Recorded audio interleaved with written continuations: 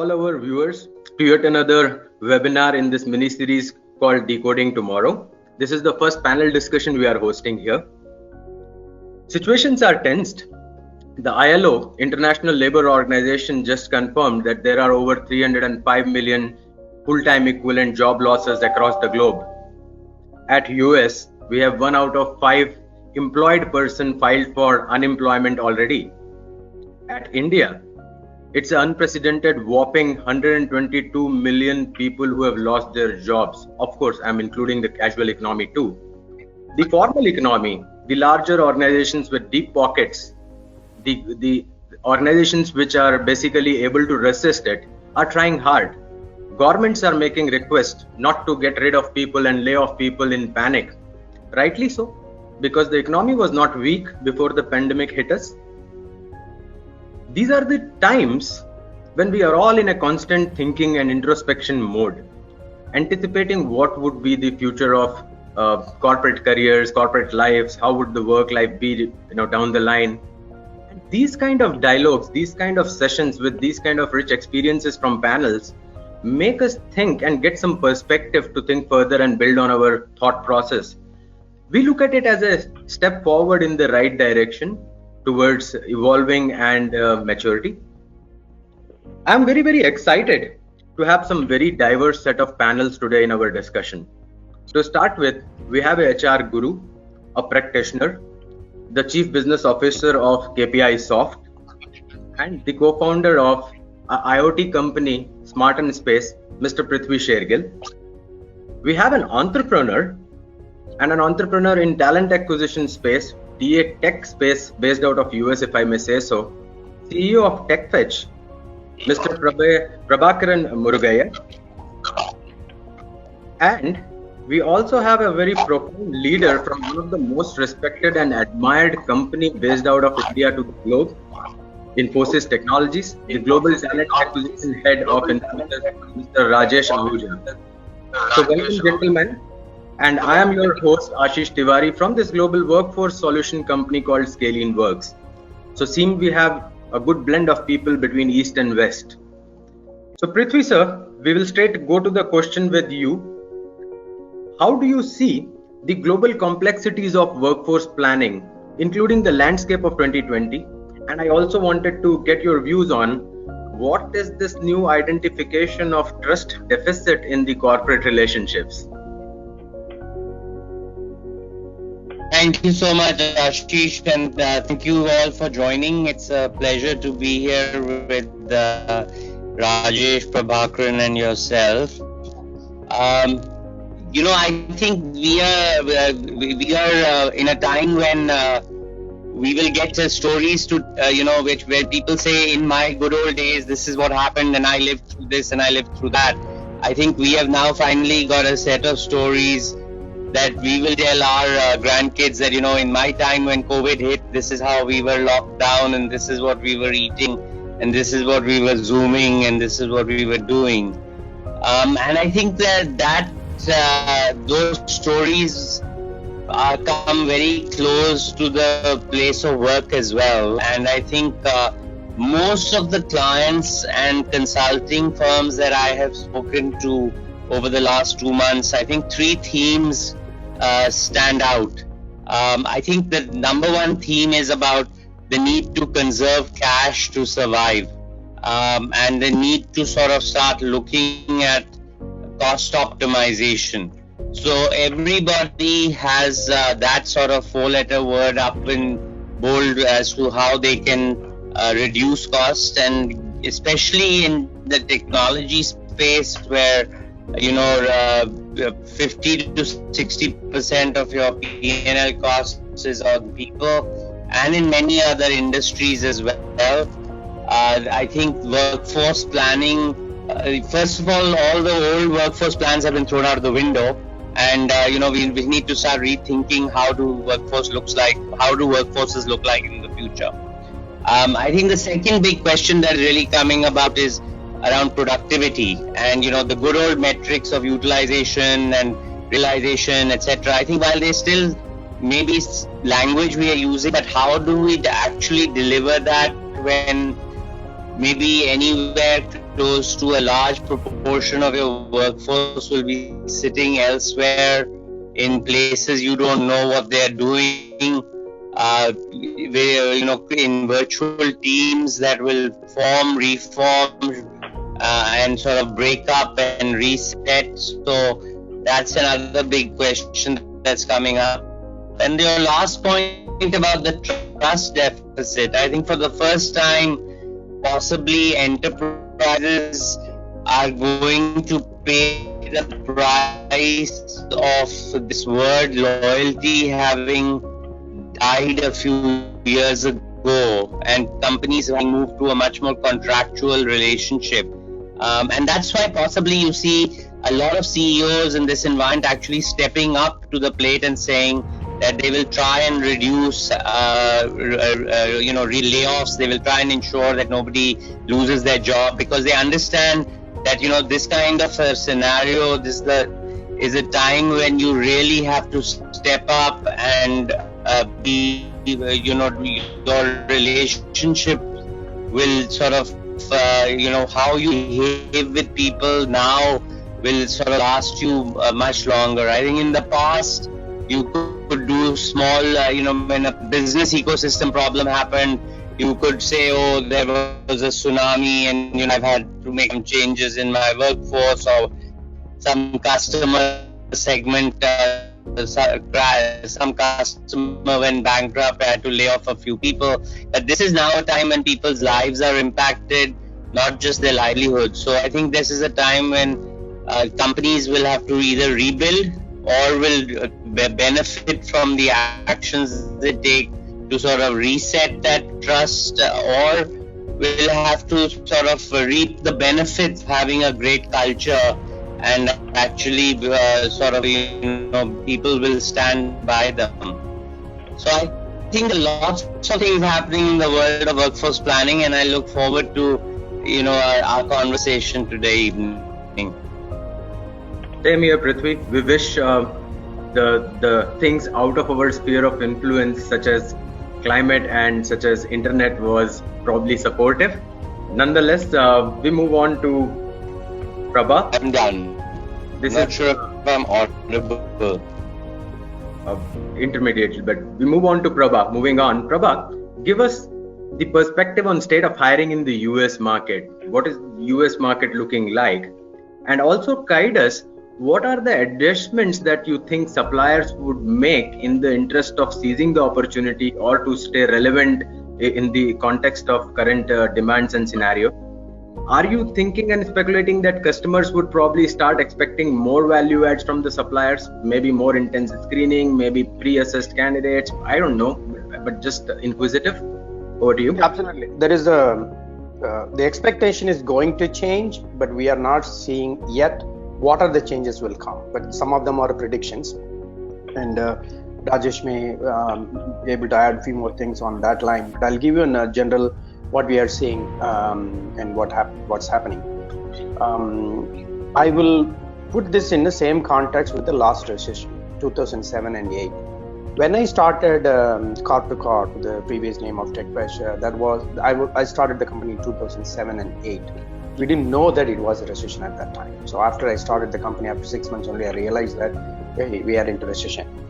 However, that helped us. In my view, I think that was the best time. That I'm glad that I started the company. First 18 months, we didn't have even a single subscription, but we planned, because it is a recession, we have planned and created a path for 18 months of sustainability, building the product, building the brand, and understanding the market, what is going to come. We don't know, right? Because it was a huge recession, and we don't know how long it's going to be. The next 18 months, we got 1,000 customers, paying customers. So I want to reflect the same thing. This, again, we are starting in the same path. This is a recession. This is not just a recession. It is just shutting down the engine and restarting it. Not only shutting down the engine, but we're also, cleaning the oil and putting everything back and then restarting it. Then we will know that what are the places it's not working, because it was running so far, now putting down. So in my view, compared to the active recruitment and number of hiring, number of jobs, and today we're 95% down in terms of opportunities. Especially the consulting and contracting industry is the first one to had a hit, but at the same time we are the first one to rebound. So most of the time we will predict 4-5 months ahead of the market that when the market is rebounding, because the temporary hiring will start. So with that context, with the 300,000 jobs that we get on an annual basis and what we are seeing in the last 60 days, even prior to COVID, we have started seeing the decline that, now it just crashed down. So with that context, what I'm going to tell you that is the market will open up by third quarter. We are seeing some remote onboarding happening in a very critical requirement. Many approved requirements, many approved hirings, many approved ready to join also put it on hold. That also happened, and not only the new requirement, even the existing requirement. So we are kind of predicting, we are started seeing, because now US is start opening up some of the business and other things, people are going to offices, but most likely whether they're going to office or not, new business will pick up. It will be a rebound by the third quarter. I'm expecting anywhere between 20 to 40%. So currently we are only 10%. So that 10% to 30 to 40% will happen first stage. That may be likely to be the case till end of the year. But we will be at least 80% in full swing by first quarter or early next year. And I'm expecting the tech industry is going to be the one first to rebound. Even with the current model, the tech is going to be pretty good, because we are not the work from home, the infrastructure, and the company is able to adopt all the workforce quickly without having any impact. Even the layoffs are pretty low compared to non-tech industry. The number of people who get laid off is pretty low. So with that context, to answer the question, the change of expectation is going to be completely different. I'm projecting probably a upside down model. So far, the supply chain model has been developed, consumed, and vendor management system, MSPs, all those things are built for speed and velocity and the numbers game. I'll give this requirement, and how many people can respond to this in how many hours, how many requirements can you respond. Probably that will change to a quality, more of hey, I don't want to interview more than 3 people, and out of that one I should hire. That's the kind of metrics may play moving forward, and they may be open to take more number of vendors who are specializing in something rather than 80% of the requirements you need to respond. So it is not going to be again the volume game. It is going to be a niche game. The reason is two. One, all the digital transformation is going to be 300-400% growth. That's the projection, because of the infrastructure change, because of the workforce change, because of the economy change, because of the profit change. The digital transformation is going to be the key, which requires most of the SaaS tools and technologies. So the legacy workforce, the legacy applications may see only 10% in terms of new hiring. 90% hiring will be towards new technologies. So we can cover in the rest of the session. So those are some high-level points that I want to bring to the table.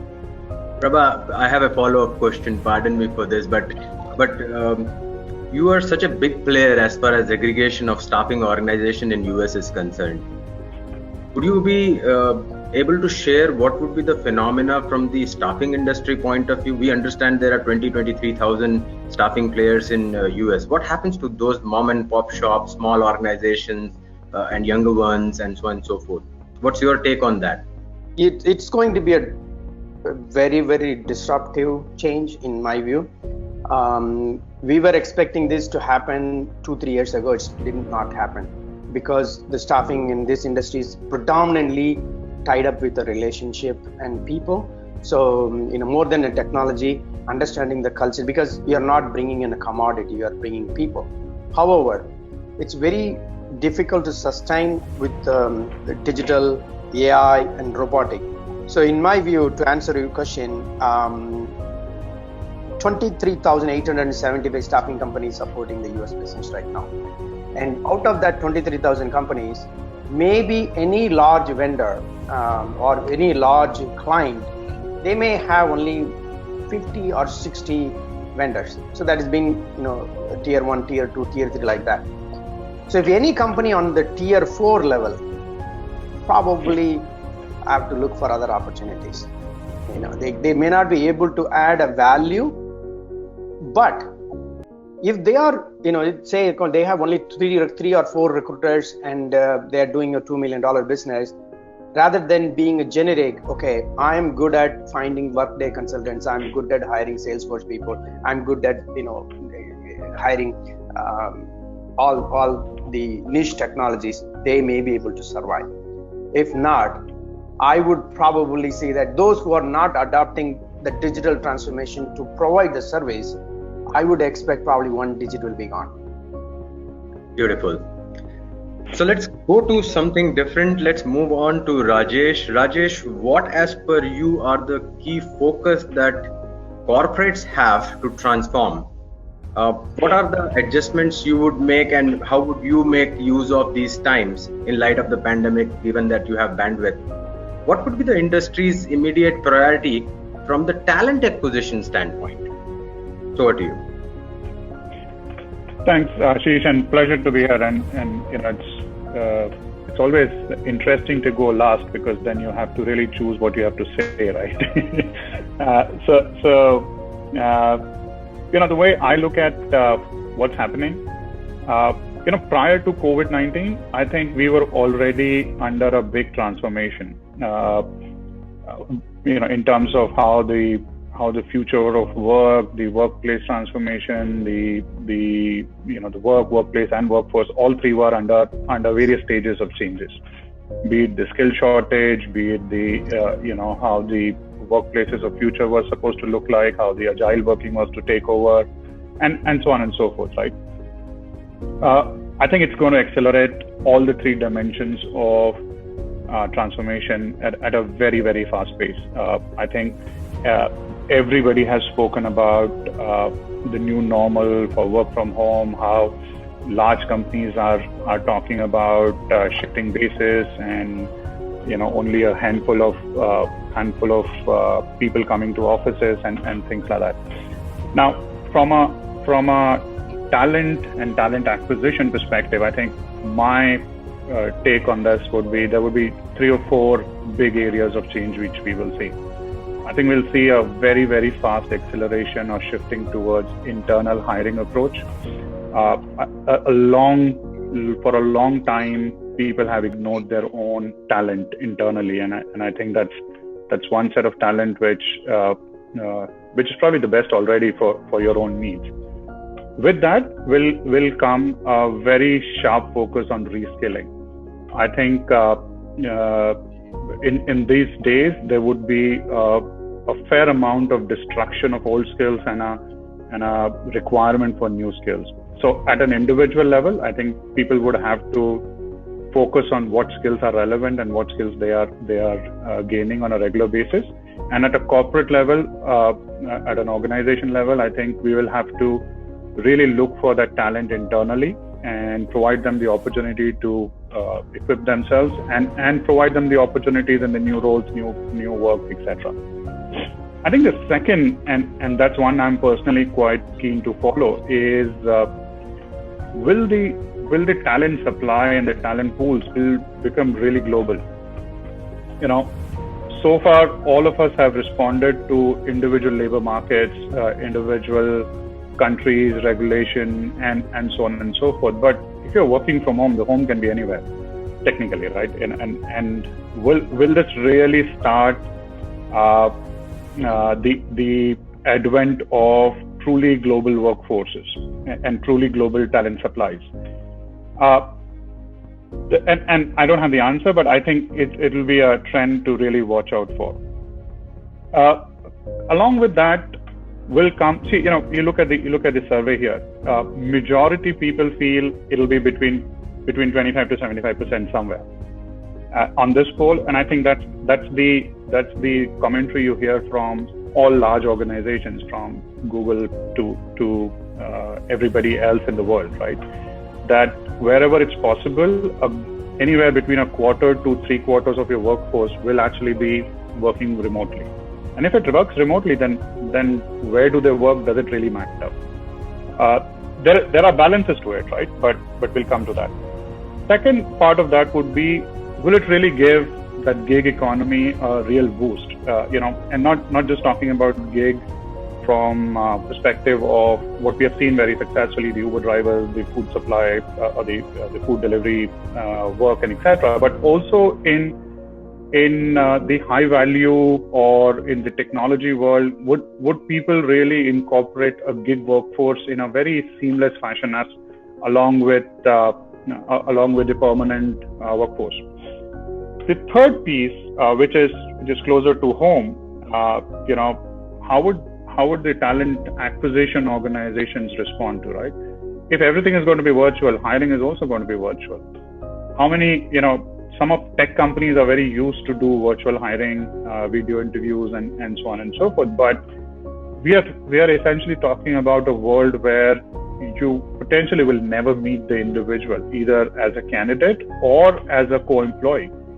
And so virtual teaming, virtual hiring, your ability to assess, your ability to bring people into your teams and make them productive at the same level as your traditional onboarding and the traditional ways of making people productive are.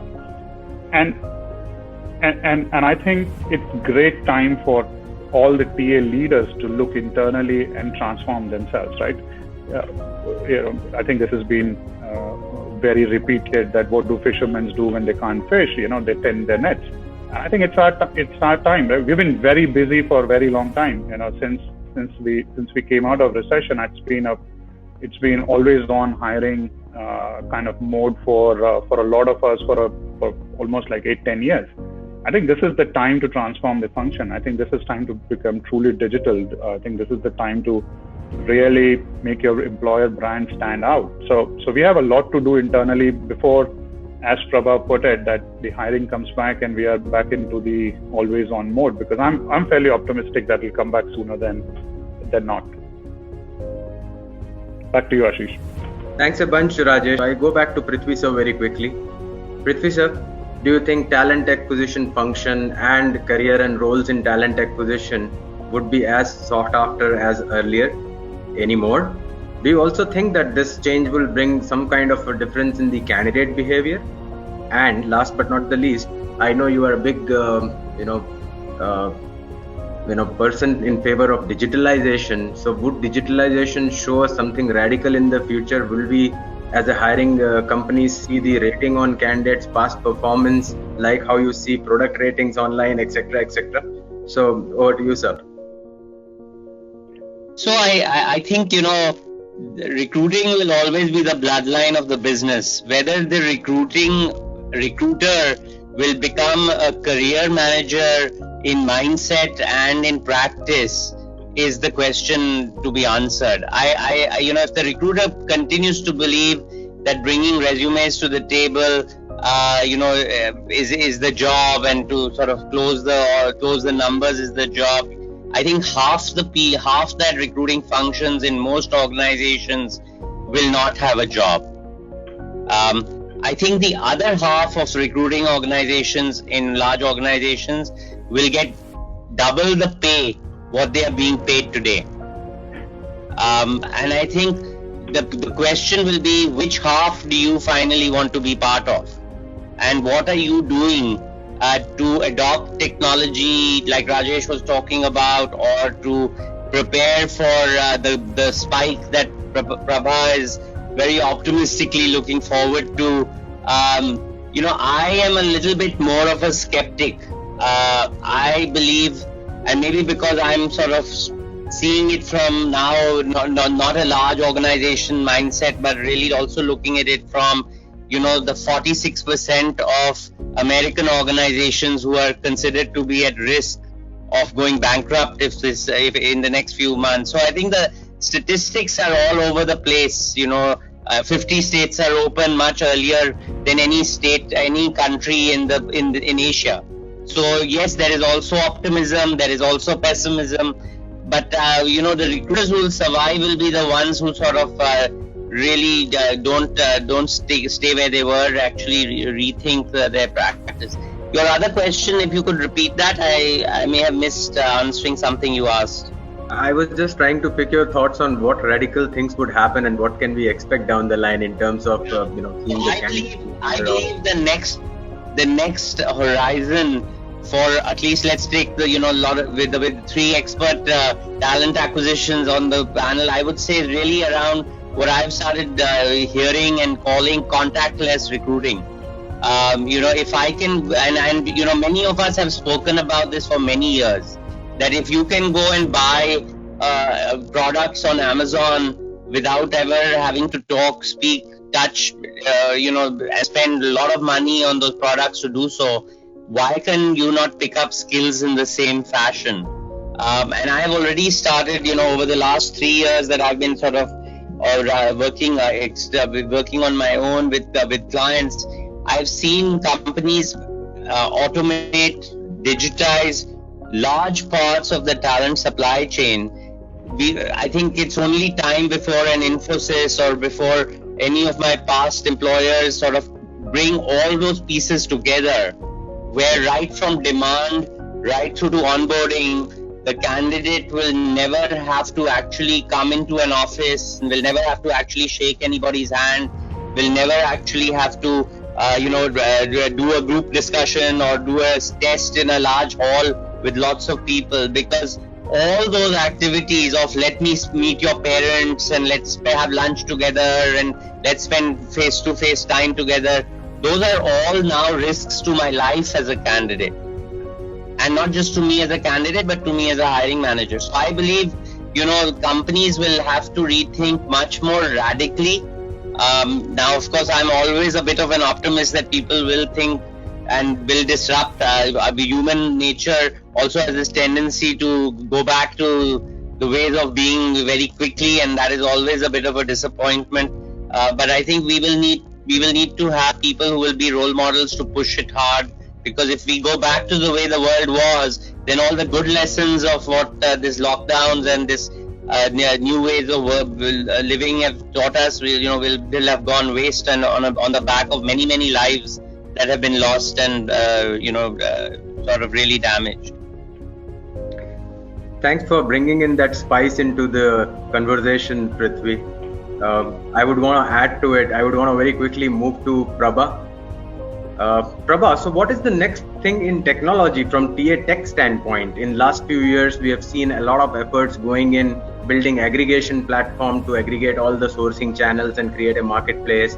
We have seen a lot of efforts going in machine learning and artificial intelligence to do recommendation engines, to do screening and finding the best fit in pecking order, etc.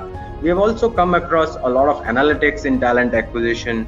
We have also seen platform-led staffing. So what would, according to you, who is a practitioner in TA Tech space, would be the new tech find for the TA technocrats?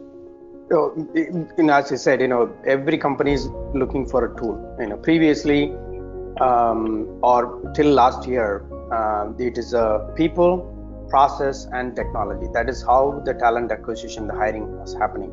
Now, as I said, just flip that upside down. First technology, then process, then people. So that is how the landscape is going to change. Why? I'll give you a couple of statistics and why the thought leaders in the TA Tech industry is coming up with a lot of tools and technology and process, right? Especially in the contracting and the consulting industry, the tools are very less used. And if you take the full-time hire talent acquisition, because it is sitting with the decision makers, so they are able to control the outcome of the tool a lot more well. But if you are in the temporary staffing and consulting industry, a lot of communication gap between the hiring manager to the vendor and to the supplier and the candidate. So the parts are pretty loosely integrated, and the communications get diluted. So the platform play to have this tightly integrated to capture all the data points and reduce the leakage is going to be the play. So I'll give a couple of inputs from the contracting industry standpoint. It is predominantly resume search driven market. If there is a requirement, you take that requirement and then go and find somebody who's the best, as quickly as possible, bring them in. So any recruiting company, if they want to increase their revenue from 10 million to 20 million, if you ask them last year, what will you do? I'm doing $10 million. I have 25 recruiters. I'm going to double the recruiters to 50 because I have a lot of requirements. I cannot fill it.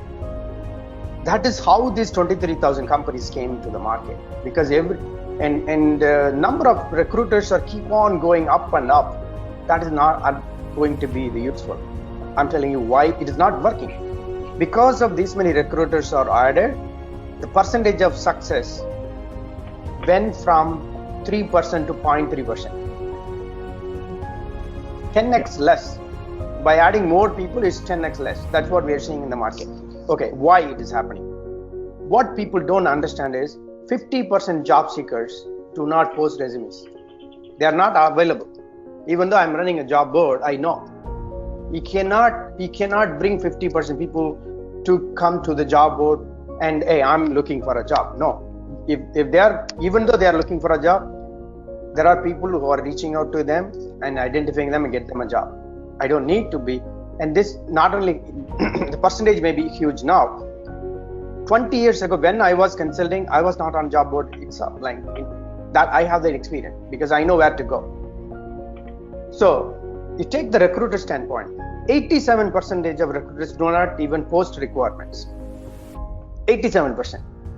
So if the 50% job seekers want to apply for a job and the jobs are not there, and 87% recruiters who wants people and they don't want to post job. So this problem can be solved only by technology. It is just one checkbox. Every company, they have an ATS. They have to just go and make a one checkbox. Okay, post this into my social media, post this into my ATS, from ATS to job board to all the social media, just one click. And they don't do that. It is a behavioral problem. For that, companies are coming up with the tools and technology and automation. So the game changer is from people, process, technology to technology, process, and people. Okay, that's one point. I'll just add one more minute on this. Right now, in terms of hiring, the more niche skill sets are going to be needed. And if you talk about more skill sets, say example, Salesforce or Workday or ServiceNow, most of these are need for maybe 3 months or less projects. Previously, it was 6 months and more. Now it become 3 months and less, which means you need to hire, if you want to bring the same revenue or the profit, you need to hire, you need to increase double the number of hires. So without having a technology and tool, you cannot even think of increasing that number, number one. Number two, your efficiency, the volume and velocity game is gone. Now the quality and the efficiency is the game. So to bring the quality and efficiency, the tools and technologies are the game. My last point is, like Prithvi sir mentioned, the talent acquisition move from the low manual labor to highly optimized, efficiently trained, high-end recruiter. So every recruiter, in my view, will have 4 monkeys as assistants. These monkeys are like RPA tools, right? As soon as there is an email comes in, it'll go and pick up and schedule it on behalf of you. So every person, they will have 4 monkeys and it will keep on assisting them. That is how the industry will change.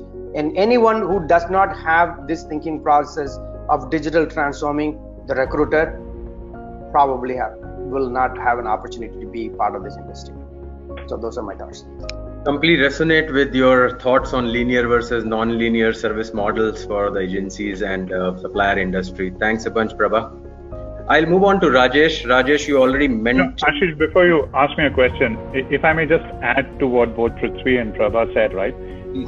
I'm completely in sync with digitalization or everything becoming contactless and things like that, right?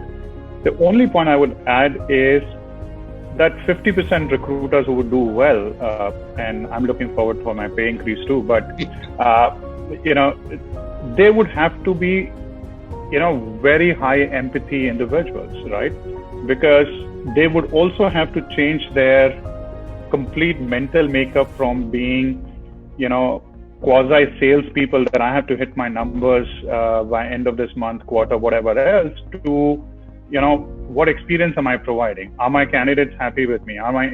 Because if 50 to 80% of their work is going to get digital and automated, then the 20% which they will bring on top has to be human, not about no longer about a matrix and a number and things like that, because that some tool will throw up for them. So I think it's important when we're looking at transforming our teams, we are also looking at giving them that additional perspective of, while I can buy, it will be like Amazon, but it'll still be people, right? So it will not be physical goods. So you need to deal with people as people. So that's my only additional perspective to that. Sorry. And I do think that the last mile, like in Amazon, is always important, right? At the end of the day, the guy who rings your bell and delivers you the product is actually the critical piece. Now the question is, when the recruiter rings your bell and the hiring manager opens and says, okay, you brought me a candidate, what has that recruiter actually done with the candidate to make that candidate a better performer that he's leaving? So does the delivery guy actually help you set up the chair, or says it's a DIY, do it yourself and I'm out of here? Or does he say, okay, sir, you may not understand this, or you may find, there are the things that I can help you, put it here, move the furniture, this, that and the other.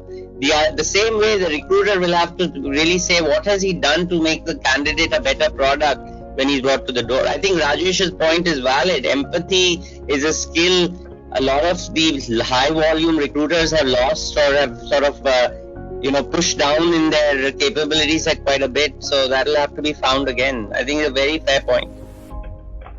I'm just reminded of the most fundamental lesson I learned when I started as a recruiter, that recruitment job is a blend of HR as well as sales. And how well are we remembering those aspects all right today? So I'll continue with the question, Rajesh. This one is for you. When you were speaking in your previous response, you talked about gig economy. We have experienced the gig economy in last few years have grown at around 37-38% rate. But for some reason, we have not seen the IT services or the services organizations embracing these gig economy or freelancers.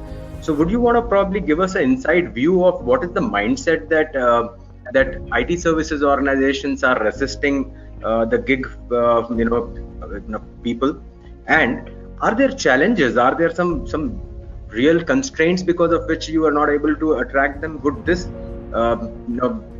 scenario become the change agent and probably might change the mindset of the organizations to embrace a little bit more of the freelancers?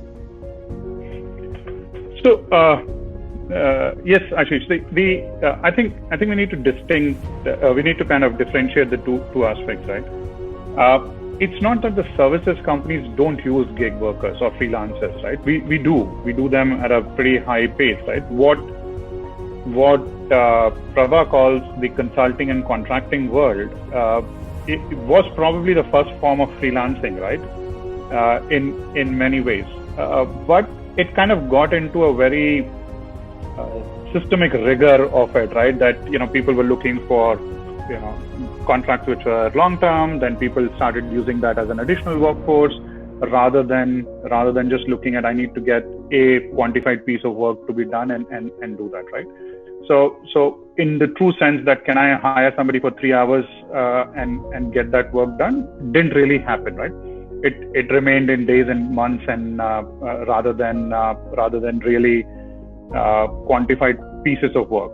Similarly, the compensation or reward models remained on per hour, per day basis models rather than really saying that, okay, if you do this piece of work, this is what I value the piece of work at, and I'll pay you this much, right? So didn't quantify it into the output based models. That's one, right? The second piece is, has the gig come into the services world? I think it has in many ways, right? It just doesn't get that publicized well, right? In the new digital world, in the new digital work we do for our clients, I think there is a need for that gig worker always, right? There is look at the whole digital marketing media agency kind of work. That is intertwined with the way you incorporate gig workers, right? You hire somebody to do very specific piece of work, and that's all about it, right? However, it's still not as pervasive or as widespread as the world made it out to be a few years earlier, right? In the more new age economy of Ubers and the food delivery and some of the other intermediary disrupting kind of work, gig is more prominent. What I see now, especially with work from home becoming the primary way of working, I think people will have more time to do this small gigs on the side. Now, one of the big challenges in the services world is around security, around compliance, because we are contracting a piece of work. There is a very high level of sensitivity around both IT security, cyber security, as well as the data security. How do you incorporate somebody who comes in for 3 to 6, 10 hours or maybe 2 days and ensure that you have the same level of compliance with that individual while he or she will never get onboarded on your work, right? So how do you divide that work in a way that you are still being able to keep all the tenets of safe working, and safe not just in terms of physical safety but also cyber safety at the same level, right? That's one. Second, I think there are quite a few platforms which came in, but none of them scaled up to that level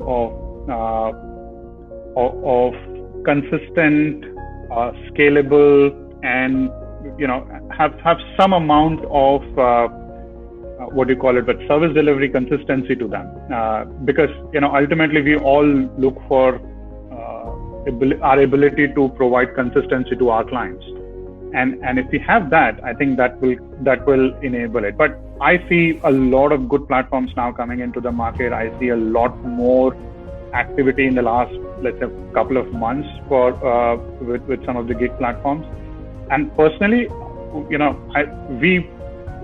want to experiment. We want to see how this really works, and coupled with the global talent pools I spoke about, right? Can we hire the best talent available in a different country on a part-time basis, right? That would be the aha moment for us, right? That you have on-demand talent, high-quality talent, and not in a very structured format, as you would say. The commercial models, the compliance models have to evolve. I think they will evolve very quickly, and will be available for us to use. But this is something which I think all of us should look forward to incorporating in our value chains. Great, Rajesh. So let's hope in next few days you will have a different metric in the measurement of talent acquisition function, like we used to do channel mix and how many people are on contract staffing. You would probably also have how many are on the gig platforms and hired that channel per se. I have a quick question to Rajesh on follow-up. I think you put it very nice way in how the gig economy is going to transform from the client perspective and the service delivery perspective. Can you give maybe in 3 to 5 years horizon, what do you see your full-time in-house employee versus contract percentage versus the gig workforce percentage, and any kind of indication in a 3 to 5 years horizon, even the approximate projection? Yeah. So just a clarification, I don't speak for Infosys here, because then would be not right for me to do so. But if I wear an industry hat and look at that, right, I think it'll be gig workers in 3 to 5 years should constitute about 25% of the workforce available, right? Now, the challenge, I think there would be challenges, but I think they're all fairly overcomable challenges, if I may use that word. I'll jump in, Rajesh. I have a very, very different section, a section where I would just have a quick fire round for you. Maybe ask you a question and I expect you to respond just in one word, maybe. There is no right or wrong. It's not something that we are going to be judging anything upon. It's just like we want to get your gut-based, top of the mind response to it. Prithvi, I will start with you. do you think digitalization in HR, I repeat, do you think digitalization in HR would go in excess of 50% in next 2 years? Yes, no. I'm a cynic. I think there'll be a lot of conversation. So I think it'll be about 80% conversation and 40% action. I get your answer. The answer is yes. Prabha, will there be a recruiterless recruitment scenario in the near future? Maybe your options are yes and no. No. Rajesh, over to you. What is your preference? A virtual machine-based interviewing versus the conventional face-to-face interview? What is your favorite medium? Machine-based. That's very. Can I just say, I think my view is that the interview will die. I think you will see much more of talent auditions happening than actually, where you will want people to come in and spend a few days, work with you before you actually invest the amount of money that I think people will be much more cautious about trusting that 1 hour or 1.5 hour, or trusting a 1 hour webinar that it is leaving them with the right answers either way. That's the best statement, Prithvi, because I keep on evangelizing that interview will die, resume will die. We are moving from knowledge-based economy to skill-based economy to outcome-based economy. Now it's a credential-based economy. What is your digital footprint says? I will hire. If you don't perform today, you're fired tomorrow. Period. Absolutely. Yeah. I would just add assessments to them, not just the footprint. If you can solve a problem, you can get hired, right? You don't need to really show it on your CV or any other way. Absolutely. Well, exciting times ahead. Thanks a bunch for all the perspectives. And at this juncture, I would want to quote something which my elder brother told me during the log days, so inspiration from the family. And there is nothing in the brands, there is nothing in the names. If we are not able to find and add to the resolution of the crisis that we are dealing with. If technology is the way forward, and if we have to only operate on technology, then what east and what best? Probably home is the best. And on that note, I would sign off. This is our time. I hope everybody enjoyed. Thanks everyone for the time, and we reach out to you again for the next episodes. Thank you. Glad to be part of it. Seeing you all. Thank you.